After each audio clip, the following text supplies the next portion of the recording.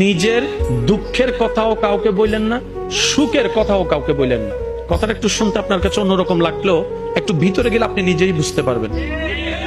আপনি নিজের মনের দুঃখ কষ্ট সহ্য করতে না পেরে হালকা করার জন্য যাকে বলছেন, মনে রাখবেন আপনি তার কাছে কিন্তু কোনো না কোনো ভাবে একটু ছোট হয়ে যাচ্ছেন।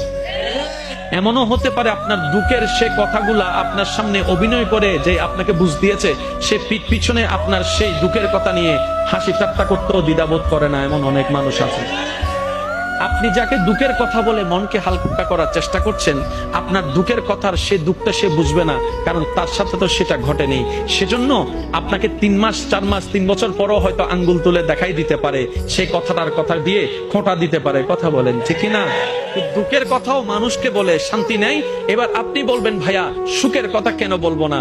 আমি বলি কি ভাই, দুঃখের কথা শোনালে যেরকম মানুষ দাম দেয় না, সুখের কথা শোনালে মানুষ বদনজর লাগাইয়া সেটাও নষ্ট করে দেয়।